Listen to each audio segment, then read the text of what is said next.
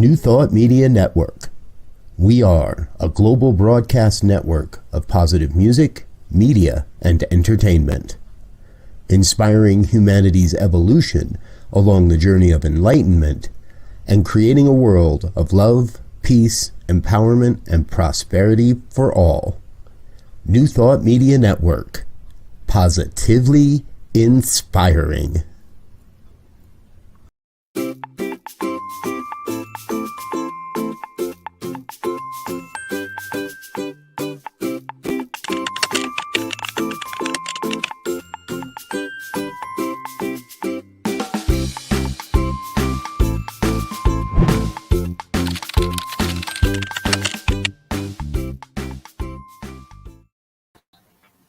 Well, hello there. So I have a question for you. So how do you experience joy in your life? Do you feel like sometimes like, well, how can I experience joy in my life when I have all these challenges going on in my life? And how can I experience joy when there's so much trauma and negativity in the world? Well, that's a good question, and I have some answers for you. So I have a few tips that I'd like to share with you. Welcome, and thank you for joining me today. So stay tuned. We're going to talk a little bit about that. I am Reverend Lisa, and I am a spiritual life coach, and I am here to share some great tips with you about how to experience more joy in your life. Welcome, and thank you for joining us here at New Thought Media Network, and we are so glad to have you here. So welcome everybody out there, Facebook and YouTube land. We're grateful to have you here. So the question is, how can I experience more joy in my life? And how do I do it when I have all these challenges going on? And sometimes life just feels really negative, right? I think we've all been through that, especially with the past year when we were dealing with COVID and all of the craziness that went on with that whole experience. And then it seems like it just more and more things continue to happen, and challenges in the world and everything that we deal with. So that is a good question for you. But what I have to tell you is that you do have a right to experience more joy in your life, because we are born. We are born, we are here, and we are here to express ourselves. We are here to experience our inner dazzle. And that's the other piece that I want to talk to you a little bit about is, well, what is an inner dazzle? An inner dazzle is that innermost part of yourself, that is that part that's totally connected to spirit, that is harmonious and peaceful and full of love and living in an authentic life. That is your inner dazzle. And I want to help you connect to that part of you, because we all have it. That's the great news, is that we are born with it. What I know is that we are born with it, and that we do have the power within us to realize that we can be more joyful. We have the power to do that. The good news is that God gave us free will, right? So we can experience that and express free will however it is that we choose. So the big piece about that is that you really want to be aware is that, yes, we have free will, so we can pretty much do whatever we want. But the thing that we need to do is create more conscious awareness, lift our awareness up to recognizing and being careful and thoughtful about our choices and the things that we think and the actions that we take. That's the big thing, because we know, and like I said earlier, is that it is our divine birthright to experience it. We are a child of God. We are expressing as that energy of God there, and we are made from love, that divine essence of love. That's what we're made from. So we do have the right to experience joy in our lives. And one of the things that popped up this morning, I did our morning prayer, because I'm one of the prayer team on New Thought Media Network. And I had did a reading, and then I said my prayer. And what it brought up to me was that idea of thinking, oh my gosh, we really do get to experience joy in however we want to manifest it. We can manifest it. We are in control of it. It is up to us to experience and manifest more joy in our lives. And we do get that divine birthright piece. And that's what I liked about it. So I have a quote that I want to share with you. And it is from my Richer Living. And it's by Ernest Holmes. He says, I have free will as a part of my divine birthright. This great power of mind is mine to use, and the law of mind must fulfill my direction. God in me knows only perfect self, and this alone I recognize, affirm, and accept. I thought this was such a beautiful quote. So I was using my old Richard Living to share that quote with you. And I wanted to read just a little bit more. I realized I wanted to add a little bit more. So, having the power to reject the undesirable, I now declare my freedom from evil or negativity. Never again will negatives rule my thinking. So we can claim that. Never again, negatives will rule my thinking. It's what we think. It's how we act. It's what we say. I am, this is a great affirmation. I am perfect creation of a perfect God, and I know it. That's your affirmation for the day. I am perfect creation. It's our divine birthright of a perfect God. So we know and recognize that divine presence, that higher power is working in our lives and is working for us. Our higher power, it is our perfect God, and I know it. So when we know it and we affirm it, what that does is it really puts that message out into the universe that we are affirming what that truth is, what that higher power truth, what that divine truth is. We put that out into the universe, and then we can know and recognize that we are blessed in everything that we do and all that we are and however we experience. So we do have the choice to decide whether we want to experience joy in our lives or not. That's the great news. So that is a great reading that I wanted to share with you. And then the other big thing, a couple of things for you. I want you to get a gratitude journal. Everybody should have a gratitude journal. This is great. This little gratitude journal. A few shows back, I talked and showed a little video about Oprah. And she started this like 16 years ago on her show and talked about that when you have a gratitude journal and you write down 5 things every day, simple as it can be. It can be just as simple as, I enjoyed a really nice cup of coffee today, or a cup of tea, or I enjoyed the beauty of the sunrise or the sunset. So it can be simple things like that. But what it does is it conditions our mind and conditions us to think and be and act in a state of appreciation and in a state of recognizing gratefulness and gratitude. And what that does is it brings more good into our lives. So get your gratitude journal. That's your homework for today. Besides your affirmation, write your affirmation down in here and start your gratitude journal today. That'll definitely change your life. If you want to experience more joy and peace and harmony in your life, start getting a gratitude journal and write down what your thoughts are. It will make a huge difference, I promise you. So the next thing I wanted to talk to you guys about is we have a gratitude list here, and it's really fantastic. My beautiful producer, Gina, found this, and I was so excited because I'm like, yes, I'm going to use this in the show. This is great. So this is great. So did you know that gratitude, number one, it shields you from negativity.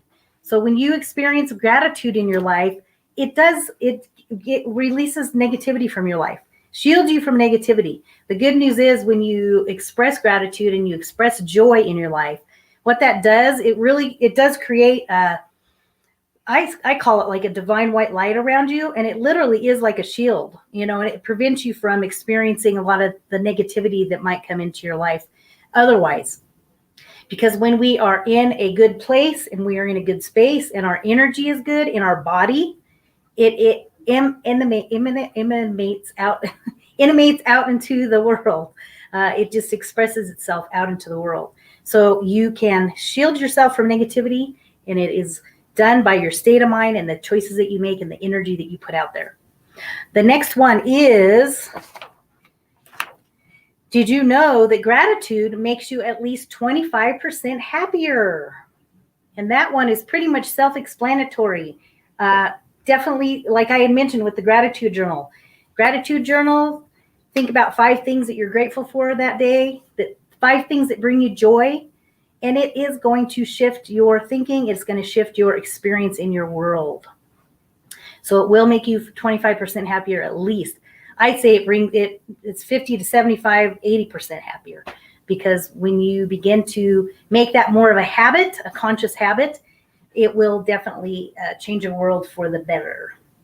So our next one is number 3. Did you know that gratitude actually rewires your brain. This is so cool. I mean, who would have thought? It actually physically does make a difference in your life when you experience gratitude and joy. Joy is that energy that moves through your chakras, through your crown chakra, down, all the way down, all the way down. It's cleansing, it's purifying, and it can create a lot of wonderful harmony in your body, in your mind, in your spirit. So on that note, I have a little video that we're going to show you about rewiring your brain. And this is from Joe Dispenza, and he talks a lot about how our brain works and how effective it is to come from that perspective of using your brain and changing your thoughts, changing your things. The moment you feel grateful, the moment you feel abundant, now you're teaching your body chemically to understand what your mind is intellectually understood. So knowledge is for the mind and experience is for the body. And now we're embodying the truth of that philosophy. And we're literally signaling new genes in new ways and changing our future, or changing our genetic future. And if you've done it once, then if you're an athlete, you'd be able to do it over and over again. And if you keep repeating it, you neurochemically condition your mind and body to begin to work as one. And the redundancy of the act over and over again conditions the body to know how to do it better than the mind. Now it's innate in you. It's second nature. It's easy. It's familiar. It's who you are. And so I think we start as philosophers, we initiate, and we become initiates, and then we master it. Knowledge, experience, wisdom, mind, body, soul. Learning it with your head, applying it with your hands, knowing it by heart, thinking to doing to being. And so I think to answer that kind of question or that comment is that, we should get up as if our prayers are already answered. The problem is that our senses fool us into separation. The person says, I want to be healed, I want to be healthy, I want to be wealthy. And they imagine it and they come back and it's not there. And when they see it, it's not there. The thought of their future creates the emotion of lack or separation. And if thoughts are the language of the brain and feelings are the language of the body, now you have mind and body in opposition.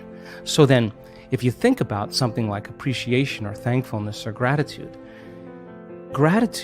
when you are receiving something, when you just receive something, when something is happening to you in the moment, or something just happened to you that you enjoy, or you're surprised about, or is pleasing to you, you feel this emotion of gratitude. So gratitude becomes the signature, the emotional signature that it's already happened.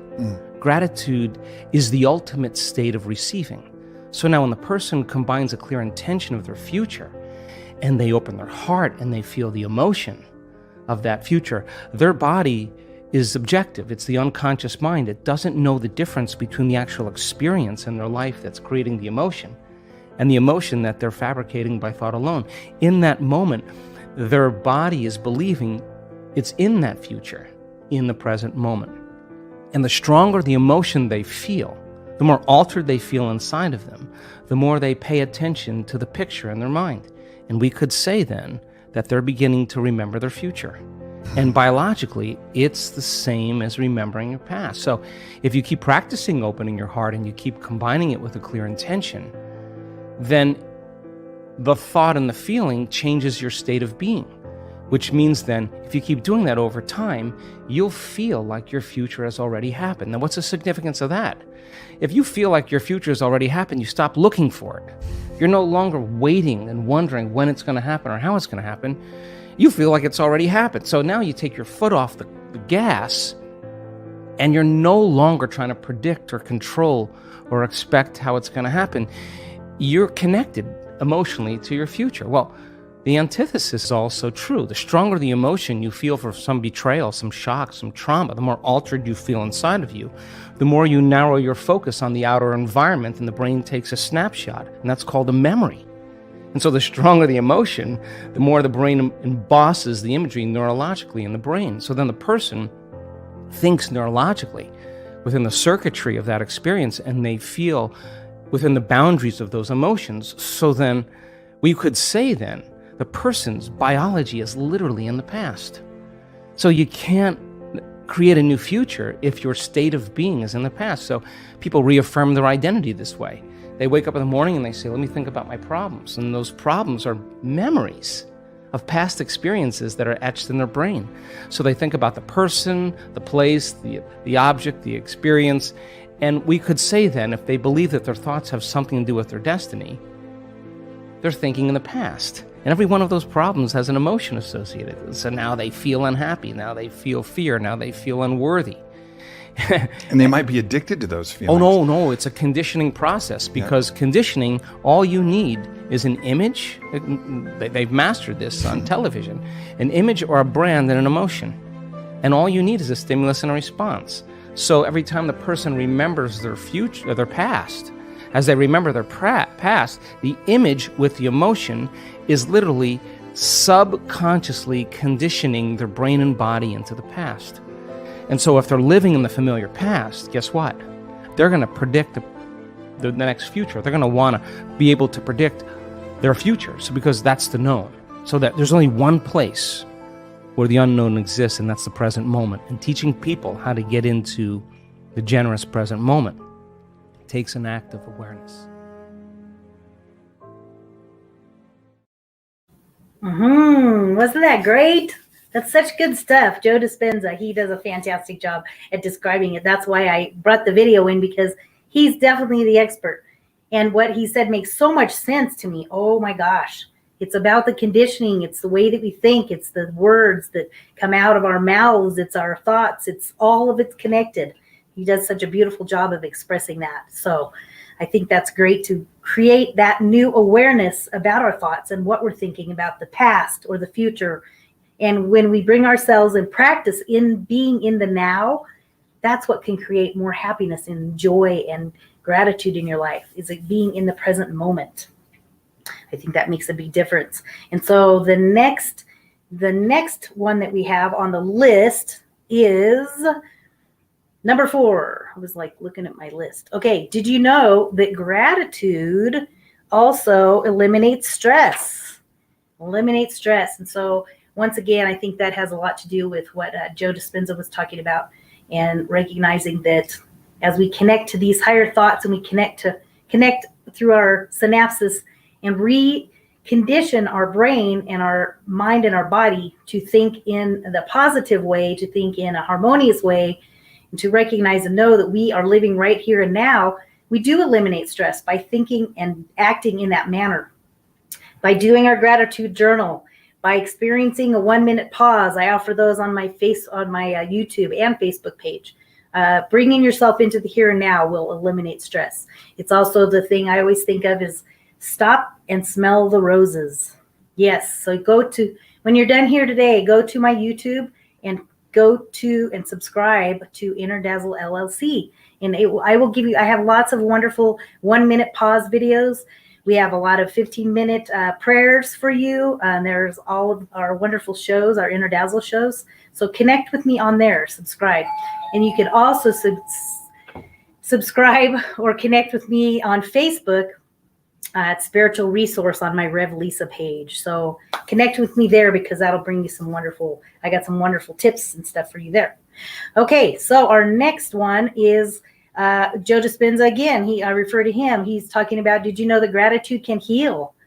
I thought that was so fantastic when he talked about it. It literally does change the chemical balance in your body. So having gratitude does heal us. And so if you want to take a step toward healing and any dis-ease that you might have, that you might be experiencing, whatever that might be, a good place to start is with gratitude. Simple, you can do it. Start with gratitude. Okay, let's see. Number 6 would be, I put my numbers on there. Number 6, it also improves sleep. Gosh, that one just speaks for itself. Improve sleep. And I think that's great, because what I've discovered is that when I take time to do my gratitude journal, before I go to bed, that just, again, it's just setting your mind straight, setting our thoughts straight in that divine light, with our evening prayer on New Thought Media Network. Go there and experience a prayer, 8:15 to 8:30 Mountain Standard Time. And then you'll just move right into writing in your journal, nice and wonderful sleep. Okay, we have 3 left. So our next one is Did you know that gratitude boosts self-esteem and performance? So yes, that one just speaks for itself as well. We could all use a little more self-esteem, I think. I mean, I know some of us are come from a really confident place, but there might be certain areas in your life that you don't feel so confident. And this is a great way to boost that by experiencing and expressing gratitude. And therefore you can experience joy. It's just about experiencing joy in your life. It's such a simple concept. The next one is number 8 is it enhances the law of attraction. So that is a great one in itself as well. That one says it all. Law of attraction. So as I was mentioning earlier, when you set your mind and your body into an alignment with that higher power, when you connect with that divine source, and you recognize and know that we do experience free will, and we have the power to make the choice of how we're going to think and how we're going to feel. So it's really up to us in how we are going to manifest that. But we do experience, it can manifest through the law of attraction, because we know here when we teach the science of mind, we talk about all the laws of the universe. So one of the laws is the law of attraction.